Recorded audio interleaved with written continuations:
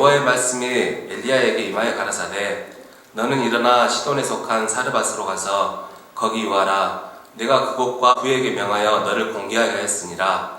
저가 일어나 사르밧으로 가서 성문에 이를 때에 한 과부가 그곳에서 나뭇가지를 줍는지라. 이에 불러 가로되 청컨대 그릇에 물을 조금 가져다가 나로 마시게 하라. 저가 가지러 갈 때에 엘리야가 저를 불러 가로되 청컨대 내 손에 떡 한 조각을 내게로 가져오라. 저가 가로되 당신의 하나님 여호와의 사심을 가리켜 맹세하노니 나는 떡이 없고 다만 통에 가루 한 움큼과 병에 기름 조금뿐이라. 내가 나뭇가지 두엇을 주어다가 나와 내 아들을 위하여 음식을 만들어 먹고 그 후에는 죽으리라. 엘리야가 저에게 이르되 두려워 말고 가서 내 말대로 하려니와 먼저 그것으로 나를 위하여 작은 떡 하나를 만들어 내게로 가져오고 그 후에 너와 내 아들을 위하여 만들라. 이스라엘 하나님 여호와의 말씀이 나 여호와가 비를 지면에 내리는 날까지 그 통의 가루는 다하지 아니하고 그 병의 기름은 없어지지 아니하리라 하셨느니라. 저가 가서 엘리야의 말대로 하셨더니 저와 엘리야와 식구가 여러 날을 먹었으나 여호와께서 엘리야로 하신 말씀같이 통의 가루가 다하지 아니하고 병의 기름이 없어지지 아니하니라. 아멘. 사랑한다. 2번은 이웃을 사랑한다. 이렇게 적어 놓으시면 되겠습니다. 그리고 이웃을 사랑한 건 가로 열고 생명을 존중해야 된다고 했습니다. 자, 그러면 하나님 사랑하는 것 세 가지 있었죠. 그런데 지난주에 보니까 세 번째를 제가 얼버무린 것 같더라고요. 첫째는 뭐냐면요. 다른 것 아니라 하나님과 친밀, 하나님을 깊이 있게 묵상한답니다. 하나님 사랑한 사람은. 그리고 앉아도 또 일어서도 기쁜 일이 있어도 어려운 일이 있어도 하나님을 깊이 있게 묵상하는 사람이 하나님을 사랑하는 사람이랍니다. 그럼 그 사람이 누구예요? 이 시간에 바로 우리들이라고요. 묵상의 깊이가 조금 짧을 수도 있습니다. 어떤 사람은 또 깊이 있게 묵상할 수도 있습니다. 그러나 하나님 사랑하는 증거로 그 말씀을 수시로 묵상한다고요. 그 다음에 하나님을 사랑하는 사람의 특징 가운데 두 번째는 뭐냐면요. 하나님과 관계 자체가 친밀합니다. 그러니까 말씀 속에 그렇게 얘기하죠. 하나님을 가까이 함이 내게 복이라 이렇게 말씀했어요. 그러니까 하나님을 날마다 가까이 할 수 있기를 바랍니다. 그래서 친밀감이 늘 저 사람은 참 하나님과의 관계가 좋다. 그건 친밀감이 있다라는 거예요. 그러니까 때로는 어려운 일이 있으면 나와서요. 또 간절한 마음으로 기도하고요. 또 어려운 일이 있으면 주변 사람들에게 목장에 찾아가서 이 목자에게 나에게 이러이러한 기도 제목이 있는데 그 부분을 놓고 간절히 좀 기도 좀 해주십시오 부탁하고요. 지난주에도 어떤 분이 사업을 하려고 한답니다. 그래서 상당히 많은 액수가 필요하더라고요. 좀 조심스럽더라고요. 사업을 이제 시작하려고 합니다. 이현준 집사님, 사업을 지금 시작한 게 맞나요? 좀 쉽지 않잖아요? 이 코로나 전국에서. 그런데 9월 말 아니면 10월 중에 결정을 해야 될 그런 상황입니다. 처음 사업인데. 그래서 제가 그분에게 그렇게 얘기했습니다. 가장 빠른 기도는 뭐라고 했을까요? 기도인데 기도 가운데 금식 기도라고 얘기했습니다. 다행히 그분이 그것을 빨리 하고 내일부터 당장 그렇게 하겠습니다 해서요. 별반 그렇게 염려하지는 않아요. 왜냐하면 전에도 그 영업장이 됐었고 또 누군가 맡아도 잘할 그런 가능성이 있는데요. 하나님께서 과연 이 사업장을 허락할 때에 어떤 방법으로 또 어떤 뜻으로 인도할 것인가. 제가 상호를 달라고 해서요. 홈페이지에 들어가서 봤습니다. 그랬더니 학교가 보이고요. 그리고 빌딩이 보이고요. 또 여러 가지 것들이 보여졌습니다. 나중에 응답되어지면 그때 공개하도록 하고요. 그러니까 그 친밀감은 다른 것에 나타나는 거 아니라고요. 어려울 때도 기도하고 또 뭔가 잘 될 때도 기도하고 뭔가 쉽게 풀리지 않을 것 같은 그런 상황 앞에서도 기도하는 것. 그것이 뭐라고요? 친밀함이라고요. 그러니까 하나님 사랑하는 것 가운데 1번은 하나님을 깊이 묵상하는 것, 2번은 친밀함. 3번이 있어요. 3번을 정확하게 기억해 놓도록 하셔요. 교회를 가까이 한답니다. 하나님 사랑하는 사람은. 하나님께서 이 땅 가운데 교회를 세우셨지요. 근데 사단은 자꾸만 교회를 어쩝니까? 무너뜨리려고 합니다. 교회를 어렵게 합니다. 교회를 분열시키려고 합니다. 그러나 성령 하나님은 그렇게 하지 않아요. 성령은 뭐냐면요, 우리 가운데 오셔서 영적 희열감을 주는데요, 이 예배당은 만민이 기도하는 집이래요. 살아계신 하나님의 집이랍니다. 그러니까 성도들이 뭐냐면요, 그리워하는 겁니다. 주차장을 가서 보고 이 성도가 여기 항상 주차하는 곳인데, 예배당을 들어가 보면 이분이 여기 앉아서 예배하는 것이고 여기서 찬양하고 여기서 기도하는 곳인데, 가서 보니까 사람들이 지금 들어오지를 못하고요, 차가 그곳에 파킹을 하지 못합니다. 다행히 조금씩 좋아져서 감사하긴 한데요, 앞으로 또 어떤 상황이 발생될지 모릅니다. 그러나 어려워도 버텨야 됩니다. 더 간절한 마음으로 끈질기게 버텨내야 되고요. 그리고 버릴 것이 있다면 철저하게 버리는 그런 훈련과 그런 연단의 시간이 되어졌으면 좋겠고요. 그리고 내가 하나님 앞에서 과연 내려놔야 될 것이 뭔가를 잘 살펴다가는 귀한 은총이 우리 가운데 있기를 원합니다. 그러니까 대면 예배 가운데 함께 앉아서 예배를 드리는 사람과 또 비대면 가운데 때론 TV로, 때론 핸드폰으로 예배한 사람들이 있을 겁니다.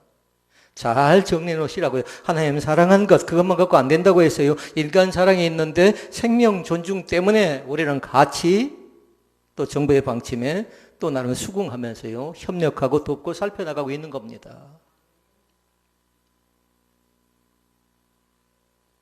지난밤에 잠을 제대로 자지를 못했습니다. 말씀의 제목이 그렇게 힘들게 하더라고요. 뭐 때문에 그랬을까요? 그 벼랑 때문에 그런 거예요, 벼랑. 말씀 제목 잘 보실 수 있기를 바랍니다. 벼랑 끝에 선 사람이라고 했어요. 사람들이라고 했어요. 그런데 지금 이 시간에 벼랑 끝에 선 사람들 가운데 가로 딱 열고요, 거기다 한자를 딱 적어 놓도록 하셔요. 두자도 적어 놓으시고요. 한자는 뭘까요? 나예요, 나. 벼랑 끝에 선 나라고요. 벼랑은 그렇게 표현해 놓으면 돼요. 그렇게 적어 놓도록 하십시오. 사절에 보니까 벼랑을 그렇게 얘기해 놨습니다. 낭떠러지 험한 언덕 자체가 뭐냐면 벼랑이래요. 그러니까 낭떠러지 언덕 앞에 선 누구라고요? 나라고요. 그리고 한마디로 얘기하면 위태위태합니다. 죽을 수도 있습니다. 때론요, 노숙자가 될 가능성도 있습니다. 그러기 시간에 잘 한번 살펴볼 수 있기를 바랍니다. 저는 이제 교인들이 형편을 알잖아요. 또 주변 사람들의 여러 가지 모든 것들을 좀 들을 때도 있고 알 때도 있는데요, 그걸 놓고 간절한 마음으로 기도하다 보면 저 가정이 벼랑인데 할 때, 때로는 가정도 마찬가지고 사업장도 마찬가지고 이 나라의 민족도 마찬가지고요, 우리 각자가 남 얘기가 아니라 지금 이 시간에 내 얘기로 생각하고 말씀의 제목에다가 자기 이름을 딱 적어놓도록 하셔요. 벼랑 앞에 선 사람은 다른 사람이 아니라 나다라는 겁니다. 나다. 나는 그때 뭐 하냐라는 겁니다. 오늘 본문 말씀 속에 보니까 벼랑 끝에 선 사람이 나오죠. 사르밧 과부가 나오지만 그 사람이 여성의 그 사람이 아니라 그 사람이 바로 나다라고 생각하고 말씀을 묵상할 수 있기를 바랍니다. 제 밴드에다 제가 글을 올렸지요. 기도하는 남자. 물론 그 내용 자체가 교회를 중심으로 해서 나름대로 보여지는 그런 과정이 하지만 실제적인 건 뭐냐면요, 돈이에요, 돈. 경제라고요. 목사님이 등장하고 사모님이 등장하고 장모님이 등장합니다. 그런데 나름대로 어떻게 하던가요? 어려움 속에 빠져가니까 목사님이 목회하면서 또 대리운전을 합니다. 사모님은 사모 역할을 하면서 편의점에 가서 알바를 합니다. 청천벽력 같은 소식을 듣지요. 자기 장모님이 질병 가운데 빠져서 큰 돈이 필요합니다. 이제 그 돈을 만드는 과정이 그 속에 담겨져 있는데, 그럴 때 여러분 한번 잘 생각해 보세요. 나라면 어떻게 했을까? 내가 그 남편이라고 하면, 사업장을 생각하고 그 남편이라고 하면, 그 아내라고 하면, 내가 그 장모라면 나는 어떻게 했을 것인가를 잘 생각해 보라고요. 추후에 여러분들이 만약에 그 영화를 본다면 주제를 그렇게 딱 적어놓고 그 영화를 볼 수 있기를 바랍니다. 나라면 어떻게 했을까? 사랑하는 성도 여러분, 어려울 때 기도하는 남자가 있답니다. 그 남자가 누구인 줄 아십니까? 여러분의 남편이라고 믿을 수 있기를 바랍니다. 곤경 속에 빠질 때에, 살 기력이 없어 절망 중에 있을 때에 기도하는 여성이 나타난답니다. 그 사람이 다른 사람이 아니라 나의 아내답니다. 그 곁을 묵묵히 지켜보는 사람이 있습니다. 자녀들입니다. 아빠가 어떻게 하는가 보자, 아빠가 어떻게 말하는가 보자, 엄마가 어떻게, 이럴 때는 어떻게 하는가 보자 하면서 묵묵히 지켜보고 있는 사람들인데 그 사람들이 다른 사람이 아니라 우리의 살아가는 자녀들이라는 거예요.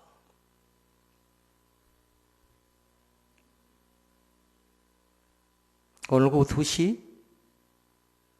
20분 KBS 1방송을 잘 보도록 하십시오. 이번에 물난리 때문에 거기도 크나큰 피해를 당했거든요. 우리 김창식 전도사 사라의 이야기가 2시 20분부터 50분간 3시 10분까지 KBS 1방송에서 재방송됩니다.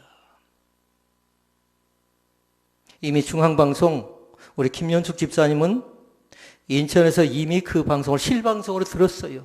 그리고 저에게 연락이 왔더라고요. 우리 김창식 전도사님 가정 얘기가 나오고 있다고. 광주는 재방으로 보게 됩니다만 우리 식구들이 꼭 한번 같이 이 상황을 그 화면을 잘 들여다보시고요. 대체 얼만큼 어려운가?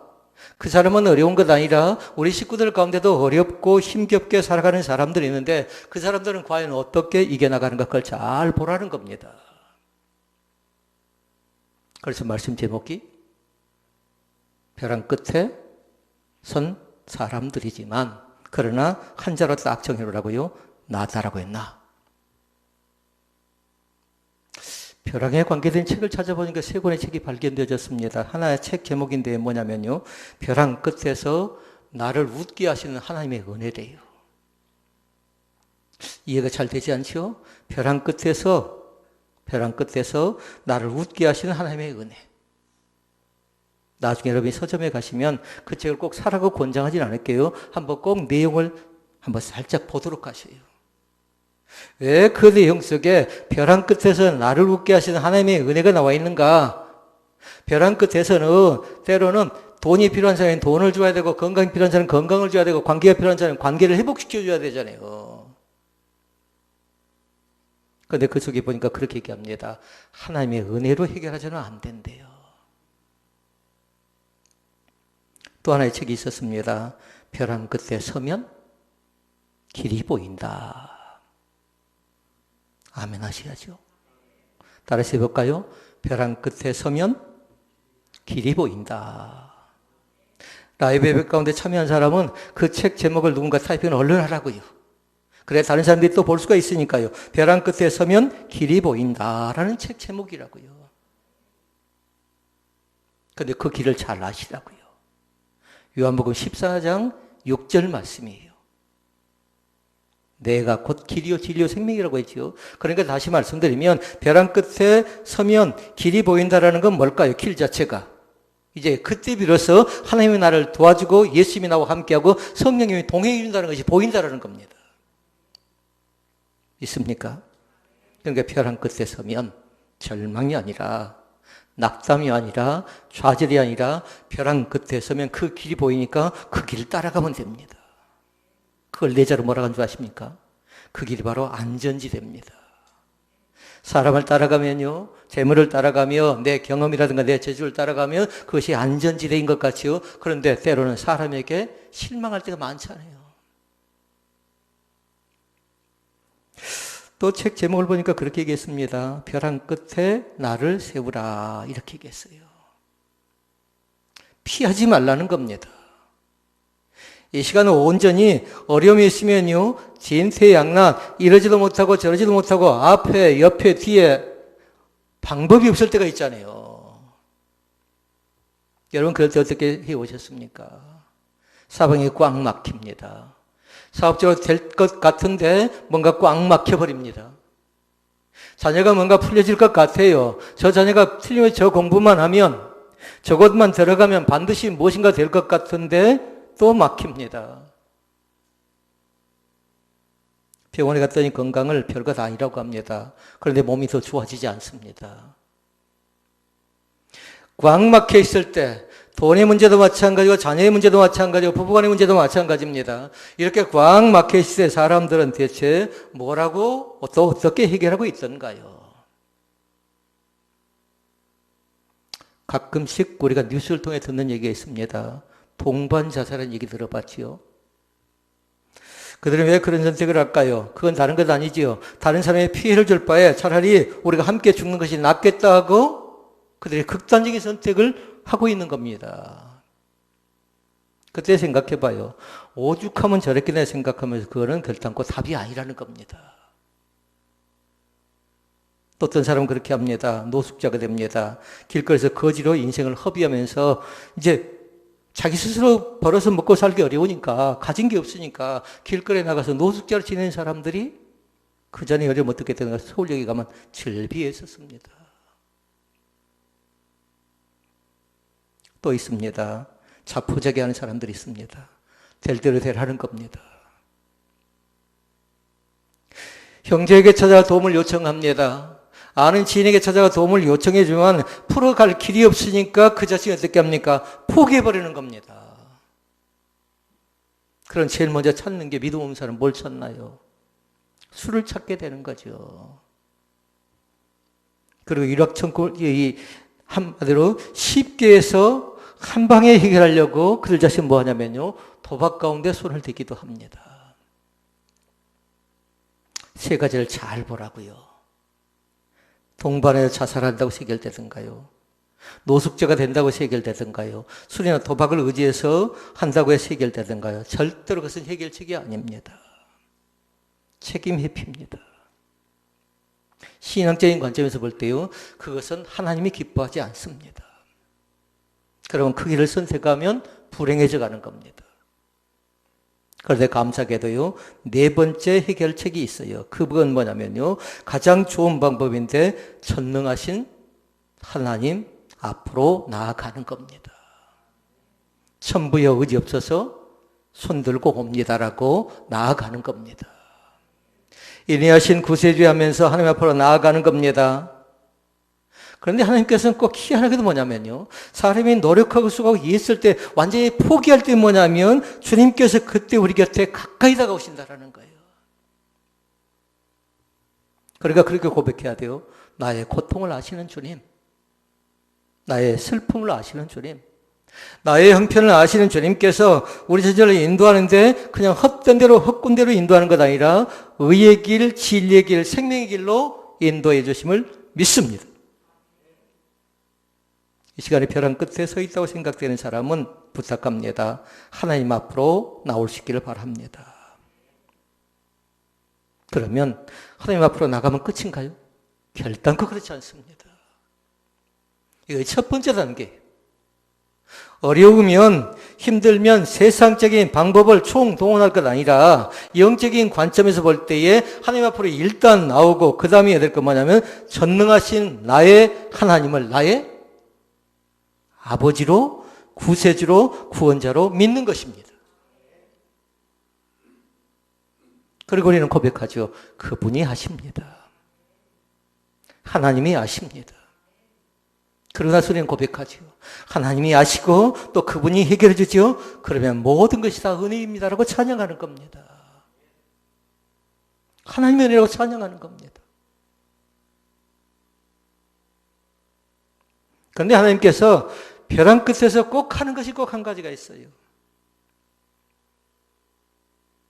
벼랑 끝에는 다른 것 하는 것 아니에요. 진짜인가 가짜인가를 판가름하는 겁니다.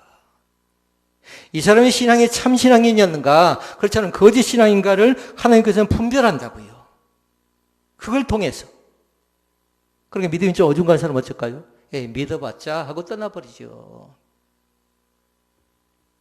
그렇게 전에 말씀드린 적이 있습니다. 뭔가 곤란한 상황이 생기면 먼저 뭐 하라고 했어요? 원망하라고 했어요. 그러나 사람들이 물어보면 곤란한 상황이 생기면 뭐 하라고 합니까? 기도하라고 하는데 그때 기도가 안 되는 겁니다. 성경을 보라고 하는데 성경이 안 봐지는 겁니다. 안 들어오는 겁니다. 그러니까 문제가 닥치면 속상하니까 어쩌라고요? 원망하라고요.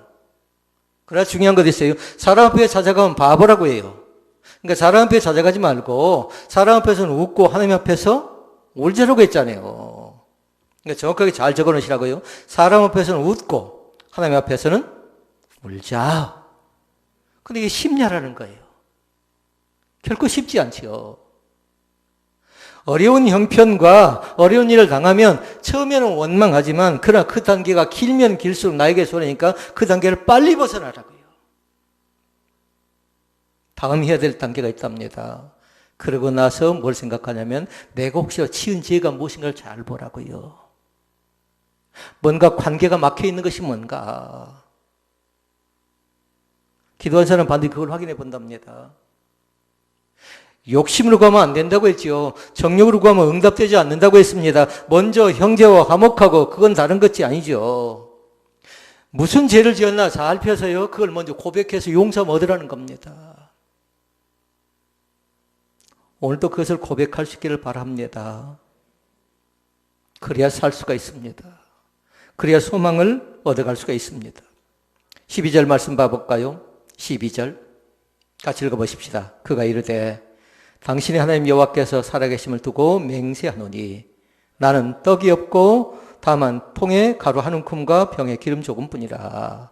내가 나뭇가지를 주워다가 나와 내 아들의 음식을 만들어 먹고 그 후에는 죽으리라. 지금 이 가정은 심각한 겁니다. 가진 것이 별로 없습니다. 그러니까 그게 다 떨어지고 나면 이제 죽겠다라는 겁니다. 그리고 우리가 서두에 봤지요. 지금 이건 뭐냐면 동번 자살하겠다라는 겁니다. 근데 그 방법은 결코 좋은 방법이 아닌데 죽었다는 건 아니고요. 나중에 보니까 계속해서 음식이 끊어지지 않았다라고 결론 내리기가 감사하지요. 그래서 우리가 그 영적 교훈을 발견하기 위해서 오늘 이 말씀을 선택한 것입니다. 세 가지를 보십시다. 벼랑 끝에 설 때 우리는 뭘 해야 되는가? 첫째는 뭐냐면요. 두려워해서는 안 됩니다. 두려움을 가져서는 안 되는 겁니다. 여러분이 벼랑 끝이다. 그러면 얼마나 놀랜가요? 한 번도 경험해보지 못했고 난 저러다 망할 것이다. 나는 어려워질 것이다. 사람들은 나에게 손가락질할 것이다 생각하면서 뭔가 곤란한 형편 가운데 빠져버리죠. 그러나 잘 기억하라고요. 벼랑 끝에 서면 제일 먼저 찾아온 것이 뭐냐면 두려움이에요. 근데 그 두려움은 누가 주지 않으라는 거예요? 그건 사단이 우리 가운데 주는 겁니다. 사단이. 그러면 사람들이 얘기하죠. 이제 넌 죽었다. 너는 안 될 것이다. 너는 망한다. 라고 손가락질 하는 것처럼 보여집니다. 그러나 여러분 결단코 그렇지 않습니다. 주변 사람들 가운데 믿음 있는 사람은 저 가정이 일어나야 될 건데 저 가정에 내가 어떻게 기도로 좀 보탬이 될 것인가. 어려울 때 내가 좀 손을 잡아주고 싶고 어려울 때 내가 등을 좀 토닥거리고 싶고 어려운 형편과 여건과 상황 속에 있는 사람에겐 찾아가서요. 손만 잡아줘도 그것이 크나큰 힘이 된답니다. 문자 메시지를 날려서요. 걱정할 것 없어. 너무 염려하지 마라. 대신 같이 기도해 줄 거니까 힘들 때는 그래도 조금 의지하게 되면 내가 말씀 보고 나서 말씀 가운데 감동받은 거 있으면 보내줄 거니까 그 말씀에 힘을 좀 얻으라고. 오늘도 그 은혜가 있기를 원합니다. 사랑하는 성도 여러분, 두려움이 있을 때 낙담하거나 두려워하지 않기를 원합니다. 두려움 속에 빠지면 사람을 무기력하게 만듭니다. 사람들과 관계도 엉망으로 만들어버립니다. 그런데 제일 안 좋은 건 뭐냐면 하나님 사랑하는 것 가운데 두 번째 있었죠. 묵상이고 두 번째는 하나님과의 친밀한 관계. 그런데 두려움 속에 빠지면 사람들과의 관계도 멀어질 뿐만 아니라 하나님과의 관계도 친밀함이 아니라 점점 더 멀어지게 만든답니다. 교회 안에서 모습이 잘 안 보여진 사람들 있죠. 어려움 속에 빠질 때. 저 사람은 어려움 속에 빠지면 성전에 나와서 간절히 기도하고 더 매달릴 것 같은데 그러지 못한 사람들 있잖아요. 좀 안타깝지요. 그런데 그것이 누구의 모습이냐면 내 모습일 수도 있다라는 겁니다. 나도 얼마든지 낙담하고 나도 얼마든지 좌절하고 나도 얼마든지 포기할 가능성이 있는 사람들이 다른 사람들이 아니라 우리라는 겁니다. 13절 말씀 보십시다. 엘리야가 그 가정 가운데 찾아갑니다. 13절 같이 읽어볼까요? 엘리야가 그에게 이르되 두려워 말고 가서 내 말대로 하려니와 먼저 그것으로 나를 위하여 작은 떡 1개를 만들어 내게로 가져오고 그 후에 너와 내 아들을 위하여 만들라. 아멘. 하나는 영적 교훈을 잘 생각해 놓고요. 하나는 질문해낼 내용이 있어요. 영적 교훈을 잘 적어 놓으시라고요. 두려워하지 말고 나와 있죠. 그 말씀의 줄을 딱 그어 놓도록 하십시오. 나는 이제 벼랑 끝일지라도 어떻게 한다고요? 두려워하지 않겠습니다라고 선포하시라고요. 엘리야가 하나님의 말씀을 대언해 주지요. 두려워하지 말고 가서 뭐 하래요? 가서 내 말대로 하래요. 근데 그 말 자체가 이해가 안 돼요. 그 집에 있는 것이 별로 없다고요. 그 집에 가진 것이 별로 없다고요. 그런데 그것으로 나를 위하여, 엘리야를 위하여 뭐 하라는 거예요? 떡 1개 가져오고 그리고 만들어서 가져오고 나서 주라는 겁니다. 물을 달라고 하고 떡을 달라고 하는 겁니다. 이것이 이해가 되냐라는 겁니다. 이건 다른 것 아니라 말씀 앞에서 반응이에요. 말씀 앞에서. 여러분 잘 기억할 수 있기를 바랍니다. 아브라함도 어떻게 하던가요? 두려움 속에 빠질 때에 하나님의 말씀 앞에 순종합니다. 홍해를 만납니다. 모세와 이스라엘 백성들이 홍해를 만날 때 두려움 속에서 그들이 혼비백산할 것처럼 보이지만 모세는 어떻게 하냐? 하나님의 말씀을 받습니다. 하나님의 말씀 앞에 반응하는 겁니다. 순종하는 겁니다. 사랑하는 성도 여러분, 우리도 마찬가지입니다. 벼랑 끝에서는 하나님이 나를 낙담하게 만든 것 아니라 회복시키려고 합니다. 그리고 벼랑 끝에서는 나에게 기쁨을 가져다 주고 축복을 가져다주는 통로가 벼랑 끝이라고 생각하면 돼요. 그러니까 그것은 끝장이 아니라, 그것은 완전히 내가 피망이 아니라 다시 일어설 수 있는 좋은 힘을 우리 가운데 공급해주는 통로라고 믿습니다. 자, 그러면 두 번째. 이제는 뭐 하고 있냐면요. 13절 말씀을 잘 보시라고요. 뭐 한가요? 두 번째 말씀은 벼랑 끝에서 이제는 신앙적인 반응을 꼭 해야 돼요. 신앙적인 반응을. 둘째, 신앙적인 반응을 하라. 화면을 둘째 띄워놨죠? 다시 읽어보고 같이 둘째를 벼랑 끝에서 있을 때는 신앙적인 반응을 해야 된다라는 겁니다. 세 가지를 잘 적어놓으시라고요. 3번은 신앙적인 반응이에요. 1번과 2번이 있습니다. 1번은 뭐냐면요. 본능적인 반응인데 본능적인 반응은 그것입니다. 이런 어려운 일이 닥치면 두렵습니다.